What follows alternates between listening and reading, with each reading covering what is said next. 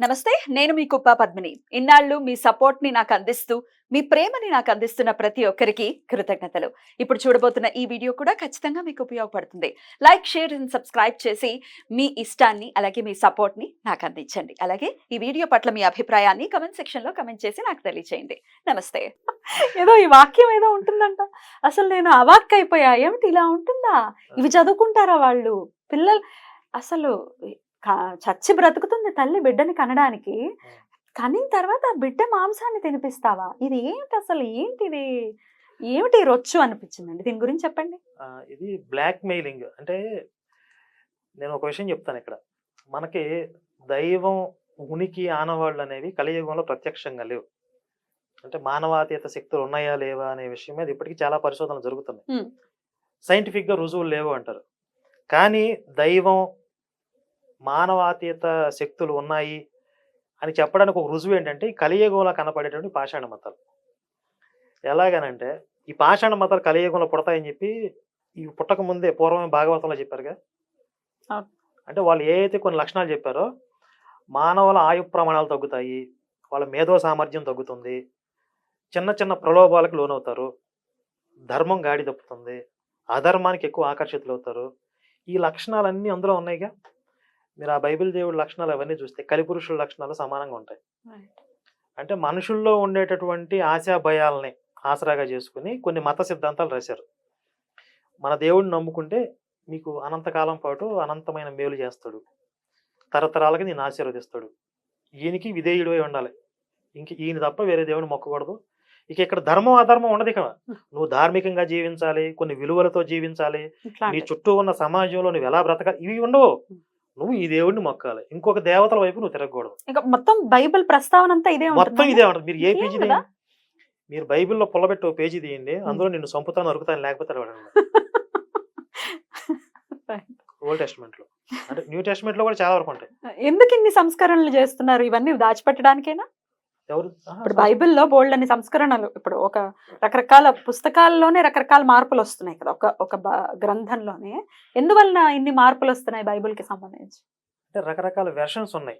అదే ఇన్ని వర్షన్స్ ఉండడం ఏంటి అసలు? ఇవన్నీ డెనామినేషన్స్ అన్నమాట. ఒక డెనామినేషన్ లో కొన్ని బుక్స్ ఉంటాయి. డినామినేషన్ అయిపోతుందా కొన్నాళ్ళ తర్వాత? 30,000 డెనామినేషన్స్ ఉన్నాయి ప్రపంచవ్యాప్తంగా క్రైస్తవంలో. కానీ ఒక డెనామినేషన్ వాళ్ళ ప్రకారం ఏంటంటే మిగిలిన వాళ్ళందరూ నరకానికి పోతారు క్రైస్తవంలోనే. వాళ్ళు క్రైస్తవులు అయినప్పటికీ ఈ డెనామినేషన్ లో ఉన్న వాళ్ళు మాత్రమే స్వర్గానికి వెళ్తారు, మిగిలిన వాళ్ళందరూ నరకానికి పోతారు. అంటే అంత ఐక్యూ లెవెల్స్ తక్కువగా ఉంటాయి వాళ్ళకి. ఎంతసేపు కూడా దీని చుట్టూ తిరుగుతూ ఉంటుంది. ఇప్పుడు బైబిల్ అంటే ఒక పుస్తకం కాదు, అది కొన్ని పుస్తకాల సముదాయం, కలెక్షన్ ఆఫ్ బుక్స్ అంటారు. మరి ఎలాంటి అంటే ఒక ధర్మం లేదు, ఒక నైతిక విలువలు ఏమీ లేని ఈ బైబిల్ ఇన్ని దేశాలలో ఎలా చలామణి అవుతుంది? ఇంతమంది ఎలా దాన్ని ఫాలో చేస్తున్నారు ఆ మతాన్ని? దీని మీద ఇప్పుడు మేము పుస్తకం రాస్తున్నాం, క్రైస్తవం ఎలా వ్యాపించింది.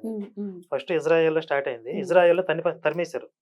ఏ శిష్యులు 12 మంది కదా, అందులో ఒకడు యేసును పట్టించేశాడు, తర్వాత సూసైడ్ చేసుకుని అంటారు. మిగిలిన 11 మందికి పౌలు అనేవాడు తోడయ్యాడు. ఈ 12 మంది కలిసి ఇజ్రాయెల్లో యేసుని దేవుడి కుమారుడిగా చిత్రీకరించే పని చేశారు. యూదులు నమ్మలేదు, వాళ్ళందరినీ ఎక్కడ కనపడితే అక్కడ తన్నారు. వీళ్ళు తర్వాత ఇజ్రాయెల్ బయటికి వెళ్ళిపోయారు. బయటికి వెళ్ళిపోయి అక్కడ కన్వర్ట్ చేయడం మొదలుపెట్టారు. దానికి ప్రధానంగా వీళ్ళకి 2 విషయాలు అడ్డం వచ్చినాయి. ఇశ్రాయేలీయులకు తప్ప అన్యులకు సువార్త చెప్పకూడదు అనేది వాళ్ళకు ఒక రూల్ ఉంది. యేసే చెప్పింది అది. దాన్ని బ్రేక్ చేసి అన్యులకు కూడా సువార్త చెప్పమని యేసు నాకు కల్లా కనపడ్డాడని చెప్పి పేతురు చెప్పాడు. పేతురు అనే శిష్యుడు. తర్వాత అన్యులు సుంతి చేసుకోవడానికి ఇష్టపడలా. అంటే యూదులకి సుంతి ఆచారం ఉండేది. ఈ మతంలోకి వస్తే సుంతి చేయాలని చెప్పి వాళ్ళందరికీ అది ప్రాథమిక నియమం. అంటే ఈ ఇజ్రాయేల్ కాని వాళ్ళని అన్యులు అంటారు అక్కడ బైబిల్లో. వాళ్ళు ఒప్పుకోవట్లేదని చెప్పి ఆ రూల్ని కూడా సడలించేశారు, సుంతి చేసుకోవాల్సిన అవసరం లేదని చెప్పి.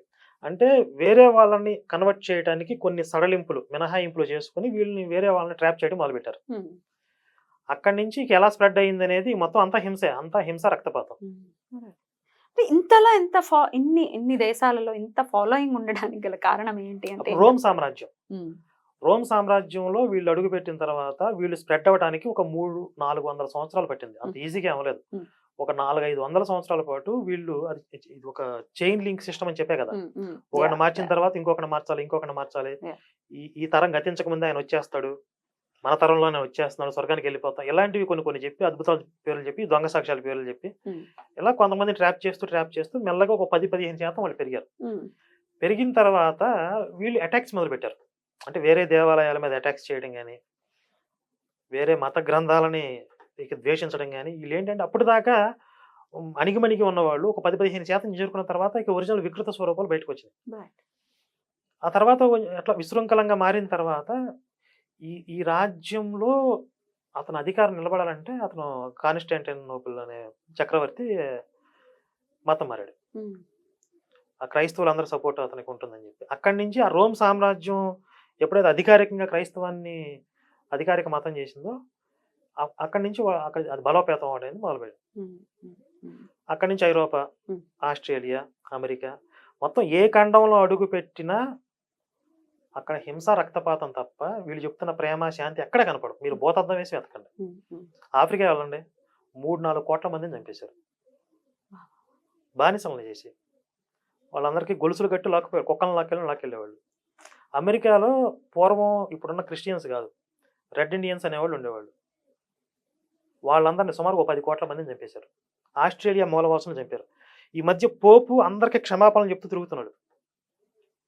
ఎందువల్ల? వాళ్ళు చేసిన అకృత్యాలకి ఇప్పుడు క్షమాపణ చెప్తున్నారు వాళ్ళు. పూర్వం మా క్యాథలిక్స్ అంటే మా క్రైస్తవులు ఈ దేశ మూలవాసుల్ని కెనడా వెళ్ళి క్షమాపణ చెప్పాడు. దాని మీద వీడియో కూడా చేసింది. వాళ్ళ అధికారికంగా వెబ్సైట్ లో క్షమాపణ పత్రం పెట్టాడు. వాళ్ళ అస్తిత్వం మీద ఇదేమి ఇంపాక్ట్ చూపించదా ఇలా క్షమాపణ చెప్తే? అంటే మేము రియలైజ్ అవుతున్నాం, పశ్చాత్తాపడుతున్నాం, దేవుడు మాకు ఇచ్చిన గొప్ప మారు మనసు, అందులో కూడా దాన్ని కూడా పాజిటివ్ గా చెప్పుకుంటారు వాళ్ళు. దానికి కూడా ఏం చెప్తారు, మా యేసు ఇలా చెప్పలేదు, యేసు ఆయన ఆసరాగా చేసుకున్న వాళ్ళు అలాగా. ఇంకొంతమంది మనుషులు చేశారు తప్ప యేసు ఇలా చెప్పారు. కానీ బైబిల్ ప్రోత్సహించింది, బానిసత్వాన్ని ప్రోత్సహించింది, ఇతర మతస్థుల మీద దాడుల్ని ప్రోత్సహించింది, హింస, దారుణమైన అకృత్యాలన్నిటికీ కారణం బైబిలే. నేను స్టాంప్ ఎందుకంటే ఇప్పుడు ఇలాంటివి ఓపెన్ గా చెప్పకపోవడం వల్ల కొన్ని వందల సంవత్సరాల నుంచి భారతీయుల్ని అటు ఇటు కానీ జాతిగా మార్చేశారు. అన్ని మతాలు సమానం అనే పేరుతో, అన్ని దేవుళ్ళు మంచి చెప్తారనే పేరుతో, సినిమాల్లో కొంచెం మెసేజ్ అప్పుడు క్లైమాక్స్ లో హీరో డైలాగులు చెప్తాడు, మనిషిని చంపమని ఏ మతం చెప్పదు అంటాడు. చెప్పిందిరా దరిద్రుడా, చెప్పింది కాబట్టి చంపుతున్నారు. ఇంకొక మతం లేదా? ఆ మతంలో మరి ఎందుకు చంపుతున్నారు? తీవ్రవాదానికి మతం లేదు అంటాడు. ఎందుకు లేదు? ఉంది కదా. తీవ్రవాదులు చంపేటప్పుడు ఏ పేరుతో పిలుస్తున్నారు? అల్లాహు అక్బర్ ఎందుకు అంటున్నారు? ఇప్పుడు కనపడుతున్న సత్యాలను మాట్లాడడానికి కూడా వీళ్ళకి ఉనికిపోతుంది. ఒక మత్తులో, ఒక సెక్యులర్ మత్తులో మొత్తం భారత జాతి యావత్తుని ఉంచేసేసి రాజ్యాంగాలు ఇలా చేశాయి అని అంటే ఒప్పుకుంటారా? అంటే కొన్ని ఒక వర్గం వాళ్ళకి ఇచ్చినటువంటి హక్కులు కానీ, వాళ్ళకి ఇచ్చేటటువంటి ఇంపార్టెన్స్ కానీ డెఫినెట్ గా ఎంతో కొంత పిరికితనాన్ని తీసుకొచ్చింది రాజ్యాంగం అని అంటే మీరేమంటారు? రాజ్యాంగం కాదు కానీ రాజకీయ నాయకులు, అంటే రాజ్యాంగంలో రాసుకున్నటువంటి విషయాల వల్లనే వాళ్ళు ఆ వెసులుబాటు ఉండవాళ్ళే బట్టే కదా రాజకీయ నాయకులు మార్చుకుంటారు కదా. ఇప్పుడు ప్రభుత్వం మేనిఫెస్టో అనేది రాజ్యాంగానికి సంబంధం లేదు. రాజ్యాంగం అనేది మౌలిక సూత్రాలను ప్రతిపాదిస్తుంది. అవును. కానీ ప్యాకేజీలని రాజ్యాంగం ఇవ్వదు.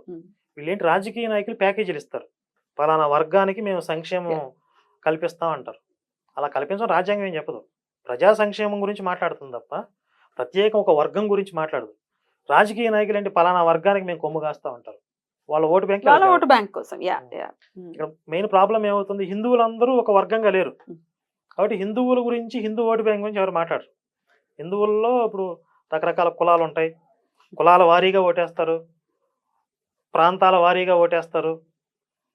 వాళ్ళందరూ గంప కొత్తగా ఒక మతం ప్రాతిపదిక మీద ఓటేస్తారు కాబట్టి పలానా ముస్లిమ్స్కి మేము ఇది చేస్తాం, పలానా క్రైస్తవులకి ఇది చేస్తాం అంటారు. రాజకీయ నాయకుల్లో ఉండే దౌర్భాగ్యం ఇది. కాకపోతే ఇప్పుడు పరిస్థితులు మారుతున్నాయి, హిందూ ఓటు బ్యాంక్ కూడా తయారవుతుంది, దాన్ని తయారు చేయాలి అనేది మా లక్ష్యం. కరెక్ట్. అయితే ఈ కేసెస్ గురించి నేను మాట్లాడితే కనుక అట్రాసిటీ కేసెస్ డెఫినెట్ గా ఒక రోల్ ని ప్లే చేస్తున్నాయి. ఒకవేళ వాళ్ళ మనోభావాలు దెబ్బతింటే పర్యవసానాలు చాలా గట్టిగా ఉండేటటువంటి పరిస్థితులు ఉంటాయి కదా.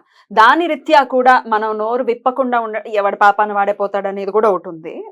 దాని తర్వాత ఎందుకు వచ్చిన పెంట మీద రాయేయటం అనే థాట్ ప్రాసెస్ లో ఇట్లా రకరకాలు దాన్ని పిరికితనంగా కూడా కొన్ని వర్గాల వాళ్ళు అభివర్ణిస్తూ ఉంటారు. దీన్ని ఎలా చూస్తారు మీరు? అంటే వాళ్ళు కేసులు పెడుతున్నారు వాళ్ళ మీద, అంటే మరి గట్టి కేసులు పెట్టటాలు మీ మీద ఉన్నాయి కేసులు? నా మీద పెట్టారు. ఉమ్. ఉన్నాయి. కాకపోతే ఉమ్. చట్టాలు పూర్తిగా వాళ్ళకేం అనుకూలంగా లేవు. లేవు. ఇప్పుడు మతం మారిన వాడికి ఎస్సీ హోదా ఉండదు, అందుకని వాడు అది మార్చుకోడు. మార్చుకోరు. వాళ్ళు హిందూ అని చెప్తారు. హిందూ అని చెప్తాడు కానీ కానీ వాడు వాళ్ళు ఏం చేస్తారు, మతం మారి కూడా ఎస్సీ అట్రాసిటీ కేసు పెడతారు హిందువుల మీద. వాళ్ళకి ఎట్లా రైట్స్, వర్తిస్తుంది అది? ఎలా వస్తుంది అది? క్యాస్ట్ సర్టిఫికెట్ లో అది మారలేదు కదా. బీసీసీ అవ్వాలి కానీ క్యాస్ట్ సర్టిఫికెట్ లో ఎస్సీ ఎస్సీ ఎస్టీ అని ఉంటుంది. ఎస్సీ అని పెట్టుకుంటారు. ఎస్సీ చాలా చోట్ల జరిగేది ఇది. అతను క్రిస్టియన్ అని చెప్పి మనం సాక్ష్యాలు తీసుకెళ్లి ఒక ఎంఆర్ఓ ఆఫీస్ లో కొట్టేస్తారు సబ్మిట్ అప్పుడు చేసి కేసు. దాని మీద ఫైట్ చేస్తే ఖచ్చితంగా పోద్ది. కేసు కొట్టేస్తారు. కానీ అసలు ఈ విషయం చాలా మందికి తెలియక, ఇప్పుడు మొన్న జాన్వాడ ఇక్కడ రంగారెడ్డి జిల్లాలో ఒక సంఘటన జరిగింది. ఒక చర్చి మీద దాడి జరిగిందని చెప్పి గోల చేశారు. అసలు విషయం ఏంటి అంటే, అక్కడ రోడ్డుని ఎక్స్పాండ్ చేస్తున్నారు. ఆ చర్చి ఒక రోడ్డు మీదకి వచ్చినటువంటి ఆ కన్స్ట్రక్షన్ కొద్దిగా లోపలికి తీసుకోమని చెప్తే వాళ్ళు ఇక్కడ కాదు మాకు అక్కడ దాకా ఉందని చెప్పి గొడవ పెట్టుకున్నారు. గొడవ పెట్టుకుని ముందు వాళ్ళే అటాక్ చేశారు. తర్వాత ఏదో ఒక జరుగుతుంది కదా కొట్టుకున్నారు. వాళ్ళందరూ ఎస్సీలు అంట, కానీ వాళ్ళందరూ క్రైస్తవులు కదా. ఎస్సీ అట్రాసిటీ కేసు పెట్టారు వెళ్ళి. క్రైస్తవులకి ఎస్సీ అట్రాసిటీ కేసు పెట్టే రైట్స్ ఎక్కడ ఉన్నాయి? లేవు కదా. ఇప్పుడు ఆ విషయం పోలీసులకి తెలుసు. అంటే ఇక ప్రాబ్లం ఏంటంటే, చాలా మంది ప్రభుత్వాధికారుల్లో కూడా నాలెడ్జ్ ఉండదు. మీరు క్రిస్టియన్స్ కదా, మీరు ఎలా ఎస్సీ అట్రాసిటీ కేసు పెడతారు అని చెప్పి అది చల్లదని చెప్పాలి. చాలా మంది అధికారులకే నాలెడ్జ్ ఉండదు. అంటే ఇక్కడ చట్టాలని మనం సమర్థవంతంగా వినియోగించుకుంటే గనక మనకే ఫేవర్గా ఉన్నాయి. కాకపోతే దీని మీద పనిచేసేవాళ్ళు తక్కువ హిందుత్వంలో.